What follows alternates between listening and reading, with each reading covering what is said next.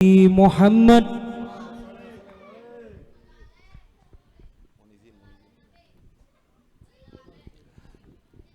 Bismillahirrahmanirrahim. Assalamualaikum warahmatullahi wabarakatuh.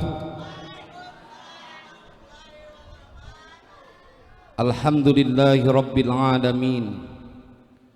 Allahumma salli wa sallim ala sayyidina Muhammad wa ala ali sayyidina Muhammad. Amma ba'du, faqad qala Allah ta'ala fil Qur'anil Karim, a'udzu billahi minasy syaithanir rajim. Bala man aslama wajhahu lillahi wa huwa muhsinu falahu ajruhu 'inda rabbih wala khaufun 'alaihim wala hum yahzanun. Shadaqallahul azim. Ayyuhal jam'ul karim, para pengharap ampunan dan keridhaan dari Allah Subhanahu wa ta'ala, yang saya yakin betul bahwa hadirnya kita ini akan mendatangkan kebahagiaan dunia akhirat. Dan saya yakin betul kumpulnya kita di tempat ini justru akan menjadi sebuah sebab virus corona segera hilang. Jadi nanti Pak Babinsa insya Allah ini akan segera hilang. Saya setuju dengan apa yang beliau sampaikan. Nanti kita akan ngaji dari sebab apakah kemudian saya meyakini bahwa majlis ini punya andil besar untuk menghilangkan corona dari tanah bumi pertiwi ini. Namun sebelumnya izinkan saya menyampaikan penghormatan buat guru kita, pengasuh Istana Al-Quran 4 Raudhatun Nikmah, Al-Mukarram Akhi Fillah, Abi Kiai Haji Sirajuddin Ilyas. Hadir juga Bapak Lurah, terima kasih atas supportnya. Bapak Iing Solihin, Bapak Babinsa, terus apalagi kalau yang dari polisi, Bimas Pol, para pimpinan Istana Al-Quran, Ustadz Misbah, dan para kiai, para asatidz yang maafkan saya tidak mampu menyebutkan namanya satu persatu. Waktu kita terbatas. Alhamdulillah kita masih diperkenankan, tetapi waktunya dibatasi. Maka saya langsung ingin mengkerucut kepada alasan apa kemudian saya bilang majlis ini akan mendatangkan kebahagiaan kepada kita dunia akhirat. Bahkan virus corona yang menakutkan buat banyak orang itu juga akan hilang. Tuan Syekh Abu Yahya bin Syaraf An-Nawawi dalam kitab At-Tibyan fi Adabi Hamalatil Quran, karena ini berkaitan dengan milad yang keempat dari Istana Al-Quran. Jadi sepanjang jalan tadi saya nyari materi yang pas buat memberikan sebuah keyakinan bahwa adanya Istana Al-Quran Raudhatun Nikmah di tempat ini akan menjadi keberkahan yang luar biasa.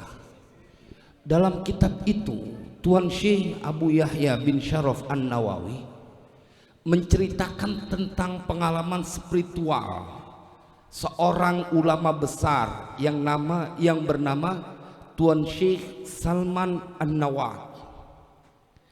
Yang menarik, beliau mendapatkan pesan khusus dari seseorang yang Nabi bilang, ana madinatul ilmi wa aliyu babuha. Beliau punya predikat sebagai babu madinatil ilmi, pintu kota ilmu. Beliau menceritakan hadir dalam mimpinya Tuan Syekh Salman An-Nawad yang kemudian memberikan pesan khusus dalam 4 bait syair. Syair itu berbunyi, laulal ladzina hum wirdun yaqumuna wa akharuna lahum sardun yasumuna laduk dikatil ardu min tahtikum sahara bi annakum qaumu su'in la tuti'una.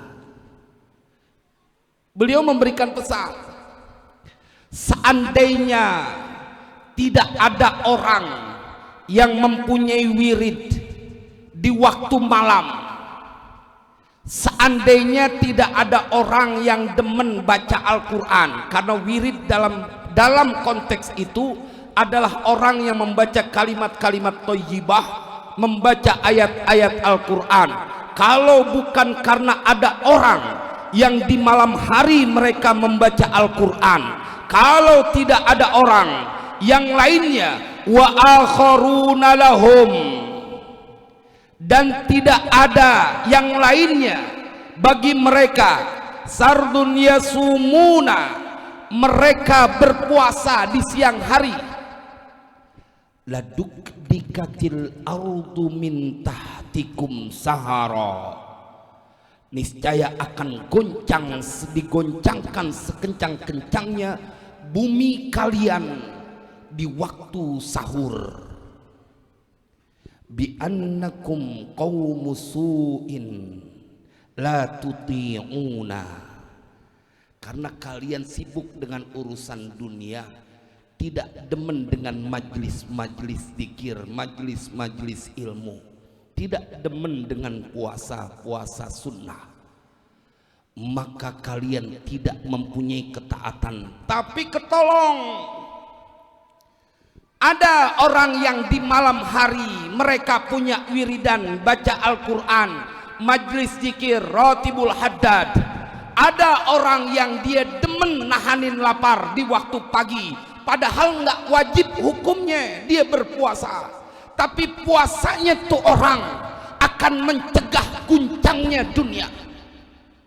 Saya cuma berpikir ketika membaca ini syair dari Tuan Syekh Al-Imam Ali bin Abi Thalib, kalau guncangan dunia terhenti karena ada orang yang dia di malam hari menyebut nama Allah, kalau ada orang yang berpuasa, apalagi cuman virus corona. Saya yakin betul apa yang disampaikan oleh Pak Babinsa tadi, bahwa semua ada akhirnya. Ini dia yang akan mempercepat hilangnya virus corona, kendati pun vaksin sampai waya gini belum ketemu. Kan belum ketemu vaksinnya. Kita cuman pakai masker doang. Biarin deh gelagapan dikit gue pakai. Iya kan, sampai kalau kata Pak Lurah ini harus kita pakai. Makanya saya juga pakai, Bu. Saya bawa, cuman kalau ceramah pakai begini ntar saya jadi pingsan duluan. Jadi saya kantongin aja dulu. Karena kita alhamdulillah nih Kiai Haji Sirajuddin, beliau mencetak masker yang dipakai, mudah-mudahan menjadi jariah buat almarhum, almaghfurlah, dan semua yang diniatkan.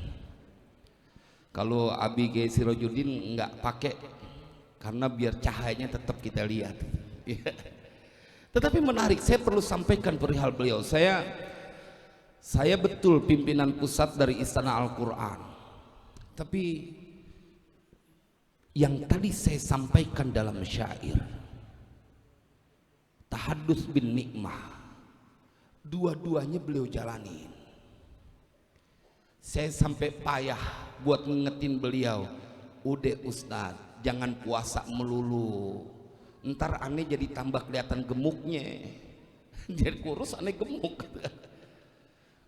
Beliau orang yang tidak pernah melewatkan, dan saya perlu sampaikan itu supaya meyakinkan Bapak Ibu yang hadir di tempat ini bahwa anak-anak yang belajar Al-Quran di tempat ini dititipkan kepada seorang pengasuh yang beliau mengamalkan apa yang orang-orang banyak tidak amalkan.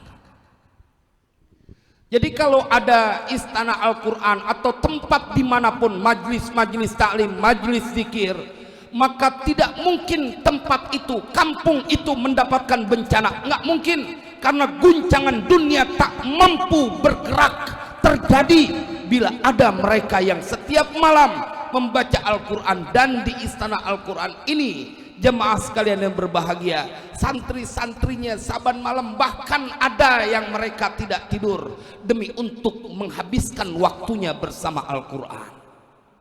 Jadi kalau warga Ciledug, kampung Ciledug namanya ini kan, insya Allah akan selalu dalam penjagaan Allah. Makanya jemaah sekalian berbahagia, kalau kita ngebuka, apalagi kita buka kitab Tuan Syekh Imam Ghazali, kita akan tercengang dibuat dengan penjelasan beliau tentang keutamaan majlis kita seperti ini. Ini majlis akan meredup dan menutup dari petaka yang disebabkan oleh majlis-majlis yang sia-sia, sejumlah 70 majlis. Satu majlis ilmu, satu majlis zikir, satu majlis taklim. Kata Tuan Syekh Imam Ghazali, beliau mengutip hadis dari Nabi dalam kitab yang digadang-gadang oleh banyak orang, bila pun tidak ada Al-Quran, maka ini kitab menjadi sebuah tuntunan. Satu majlis taklim akan menghapus madharat yang disebabkan oleh 70 majlis sia-sia. Wah, kalau kita ngelihat kayak begini, nggak ada pantasnya kita takut. Emang kagak boleh kita takut sama corona. Kita cuman pakai masker ini, kita ikutin aturan pemerintah. Tetapi sedikit pun di ruang dalam dada kita tidak ada ketakutan. Iya Pak, saya suka bercandain corona, kita pakai ini masker, kata orang yang ahli medis 70% kemungkinan tidak tertular. Berarti kan nggak terlalu berbahaya. Beratan kalau dengerin bini lagi ngomel. Kita udah tutup pakai kapas, kita tekep pakai tangan, kita tutupin pakai bantal. Begitu kita buka masih ngerocos dia. Tapi yang begitu kita aman-aman aja. Masa ente pakai masker ente merasa dijamin keamanannya 70%, lagi kemudian ketakutan. Ikhtiar perlu, tapi umat Nabi Muhammad dia tidak akan pernah takut dengan kematian, karena kematian yang disebutkan di dalam Al-Quran hanya dalam ketentuan Allah. Tidak ada satu makhluk yang bisa mempercepat kematian, tidak ada satu makhluk yang bisa memundurkan sebuah kematian. Tidak ada. Kalau emang ikhtiar bisa bikin orang kagak mati, maka orang kaya nggak pernah bisa mati, karena dia punya duit buat bayar itu obat yang paling mahal sekalipun. Ini kan logika sederhana. Nggak ada yang bisa mati kalau memang ikhtiar bisa mencegahmu. Bahkan kata Al-Quran, ente ngumpet kemana aja dioyok sama mati. Qul innal mauta alladhi tafirruna minhu fa innahu mulaqikum. Katakan kepada mereka ya Muhammad, bilangin sama mereka ya Muhammad, bahwa kematian yang kalian takut lari darinya, qul innal mauta alladhi tafirruna minhu. Katakan kepada mereka wahai Muhammad, kematian yang kalian lari darinya, fa innahu mulaqikum, maka sesungguhnya kematian itu akan menemui kalian semuanya. Ente lari masuk ke dalam rumah, nggak keluar-keluar, tanggung jangan di ruang tamu, ente masuk ke dalam kamar sekalian. Masih tanggung ente masuk ke dalam lemari yang 3 pintu, ente ngumpet, ente kira Israel kagak kena nyari ente. Emangnya main ciluk bak. Jadi kalau kita ngelihat kayak begini, ikhtiar kita lakukan, tetapi tidak ada sedikit pun kita berkata ikhtiar ini akan membuat ajal kita semakin lama datangnya. Nggak mungkin, nggak mungkin. Huwa yuhyi wa yumit. Dia Allah yang menghidupkan, Dia Allah yang mematikan. Jadi jamaah sekalian berbahagia, kita ini umat yang istimewa karena ada seorang nabi yang menjadi panutan dan junjungan kita, baginda Rasulullah sallallahu alaihi wasallam. Kalau kemudian guncangan bumi tidak terjadi, maka jemaah, coba itu santri yang ngomong mulu siapa sih? Tamu-tamu aja pada dengerin nih. Jangan sampai ntar Abi duduk di situ.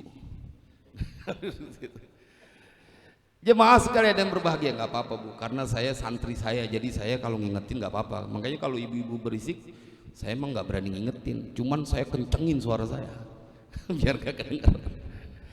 Jemaah sekalian yang berbahagia, kalau guncangan bumi tidak terjadi dengan bacaan Al-Quran, dengan ada orang yang berpuasa, maka engkau tidak akan pernah mendapatkan kesulitan oleh apapun bentuknya, karena engkau umat Nabi Yuna Muhammad. Itu yang bikin istimewa.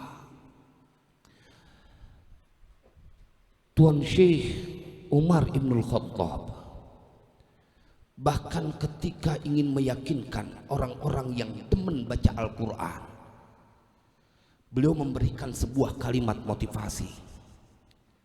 Ya ma'syarul qurra, wahai orang-orang yang demennya baca Al-Quran, ya ma'syarul qurra, irfa'u ru'usakum, angkat kau punya kepala, angkat kepala kalian, wahai orang-orang yang demen baca Al-Quran.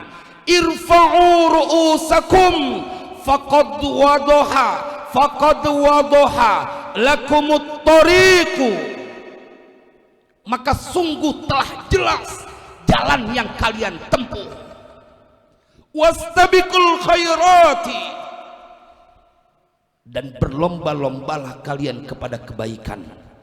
Wala takunu iyalan 'alan nasi, jangan inti kayak orang-orang yang lain yang dia kagak demen baca Al-Quran. Orang yang baca Al-Quran suruh angkat kepalanya, jangan inti ketakutan. Irfa'u ru'usakum, kata Umar Ibnul Khattab. Yang bangsa setan jin takut ngelihat bayangan Umar Ibnul Khattab. Beliau ingin memberikan motivasi kepada siapa saja yang demen baca Al-Quran. Ya ma'syarul qurra, irfa'u ru'usakum, angkat kalian punya kepala. Nggak pantas kalian demen baca Al-Quran kemudian tertunduk dalam kesedihan dan ketakutan. Nggak pantas. Irfa'u ru'usakum faqad wadaha lakumut tariqu, udah jelas jalan yang kalian tempuh itu udah kelewat jelas. Wastabiqul khairat, berlombalah kalian dalam kebaikan. Wala takunu iyalan 'alan nas, jangan kalian bercampur dengan orang-orang yang tidak baca Al-Quran karena mereka pasti akan ketakutan.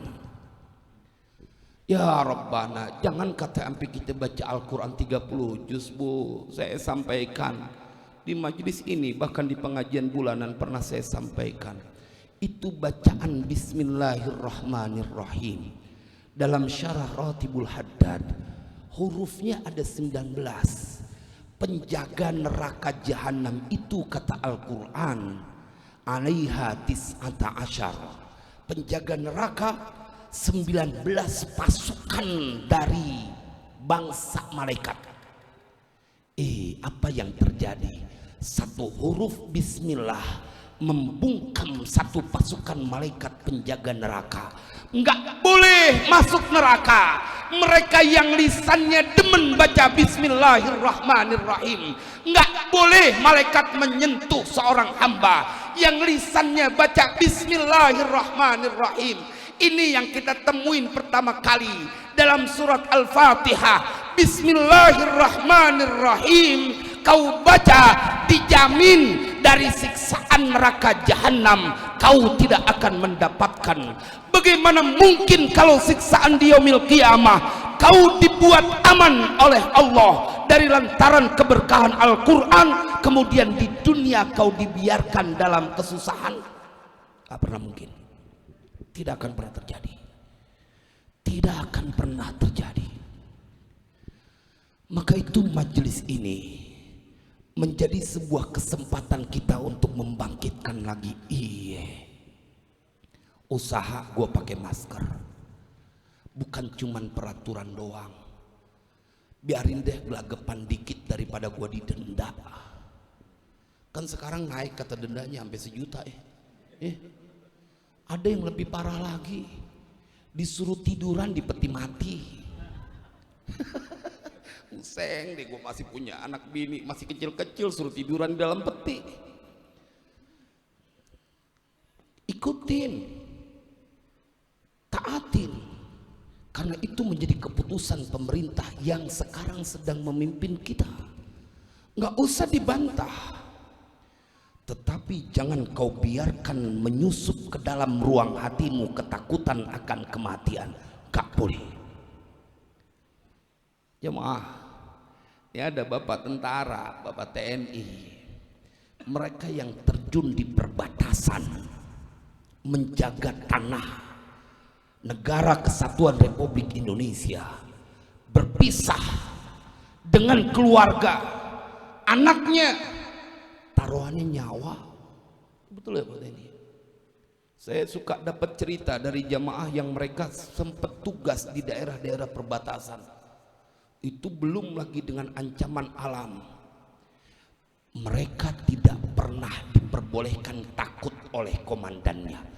Tetap kau laksanakan tugas, kendatipun pertaruhannya nyawa.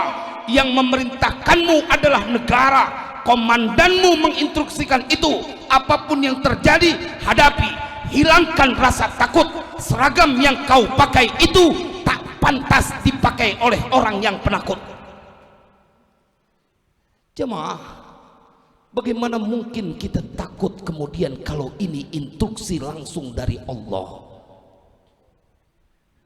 La ilaha illallah Muhammadur Rasulullah. Itu yang bersemayam di dada para sahabat ketika dalam perang Badar. Mereka tahu tidak imbang 300 tentara kaum muslimin harus berhadapan dengan 1000 tentara kaum kafir Quraisy. Sedikit pun mereka tidak gentar, karena yang menginstruksikan langsung Allah Jalla Jalaluh. Wajahidu fi sabilillah. Nggak takut mati, karena kematian itu adalah hak prerogatif Allah. Jadi jemaah sekalian berbahagia, dalam kesempatan milad ini saya ingin mengingatkan bahwa ada istana Al-Quran yang boleh jadi kita berhenti baca Al-Quran habis waktu Isya. Ngaso dah tuh, maghrib sampai Isya baca Quran. Kan habis Isya kadang-kadang banyakan yang berhentinya baca. Tenang aja, karena ada santri istana Al-Quran 4 yang dia tidak pernah lelah untuk membaca Al-Quran, dan keberkahannya akan menjadikan sebuah guncangan bumi ini terhenti dan tidak pernah terjadi. Jadi kalau kita ngelihat anak-anak kita ngafal Al-Quran, nggak mungkin dia susah kayaknya. Orang gara-gara dia baca Al-Quran aja, orang yang dosa, orang yang berbuat maksiat kagak jadi dapat susah, masa yang baca sendiri lagi susah? Kan itu logikanya. Saya mau pindah ke bab haul, sampai situ aja dulu ya, bab miladnya. Karena waktunya berapa menit lagi Pak Babinsa? Jamaah, pada kesempatan kali ini juga bertepatan dengan haul. Saya bilang kepada beliau, bahkan kemarin saya dalam sebuah kalimat bahasa motivasi saya bilang, kama fa'alta li abika, sebagaimana engkau melakukan untuk ayahmu, untuk orang tuamu, kadzalika yaf'alu auladuka laka, begitu nanti akan dilakukan oleh anak-anakmu untukmu. Jadi kan di sini haul akbar karena melibatkan juga jamaah yang diniatkan titip namanya buat orang tuanya. Ada satu kitab yang saya kaji dan kemarin telah saya bahas, dan ini masih, kalau nanti ingin mendapatkan cerita lebih lengkapnya lagi, silakan buka di Istana Al-Quran Channel kitab Hilyatul Aulia. Tetapi kisah ini begitu membuat saya jadi ketakutan dengan sesuatu yang akan terjadi pada setiap orang di alam barzakh, di alam kubur. Jadi nggak bakalan takut tentang urusan dunia kalau dia ngemikirin apa yang akan mereka rasakan kalau mereka tidak pikirkan urusan alam barzakh. Tuan Syekh Abu Nuaim Al-Asfahani menceritakan sosok seorang pemuda yang bernama Abdullah Dzul Bijadain. Ini seorang sahabat Nabi yang kedemenannya, yang dia sukanya tuh dengerin bacaan Al-Quran. Kalau ada sahabat Nabi yang melintas melewati kampungnya, karena saat itu dia masih menyembunyikan keimanannya, dia kejar, dia deketin, dia mohon supaya berhenti sejenak.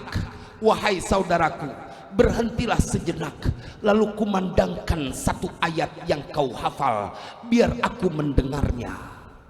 Satu ayat. Jemaah, ini seseorang yang dia rela menanggalkan kekayaannya demi untuk bersama Al-Quran, demi untuk bersama orang yang diturunkan kepadanya Al-Quran. Sampai kemudian dia dikasih julukan Dzul Bijadain karena dia punya baju digunting-gunting oleh pamannya. Boleh kau beriman kepada Nabi Muhammad, tetapi yang kau pakai semua harus kau tinggalkan dan tanggalkan, dan bahkan baju yang kau kenakan itu kemudian digunting oleh pamannya. Dia nggak takut. Kemudian dia jalan ke kota Madinah menuju Rasulullah. Saya ingin singkat ini kisah. Ketika Ibnu Mas'ud sampai bilang, seandainya jenazah Abdullah Dzul Bijadain boleh aku gantikan. Kata Abdullah Ibnu Mas'ud, seandainya jenazah Abdullah Dzul Bijadain boleh aku gantiin, aku mau gantiin dia.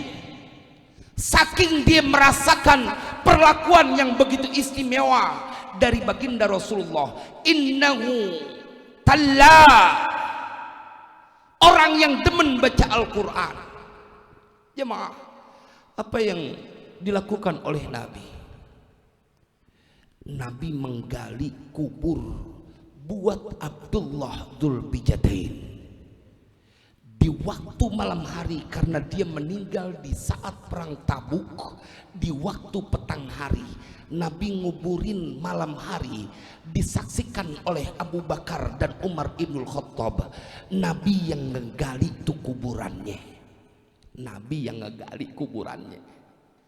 Ada nggak kita pernah dengar seorang anak saking sedihnya ditinggal mati sama emaknya, sama bapaknya, kemudian bilang, biarkan aku yang menggali kubur untuk ibuku dan ayahku. Aku ingin dengan tenaga dan kemampuanku memberikan tempat peristirahatan buat ibu dan ayahku. Ada nggak yang pernah ngelihat anak gali kuburan buat emak bapaknya? Gak ada. Yang ada nyuruh gendok, nyuruh tukang gali sindang apa namanya? Iya. Udah begitu kadang-kadang pakai nawar lagi tuh anak. Berapa Kang? 1.200.000. Lempengin Kang 1 juta. Ente buat emak ente terakhir masih segitu kagak ikhlasnya ngeluarin duit, bener gak? Kata yang nawar, waduh kena gua.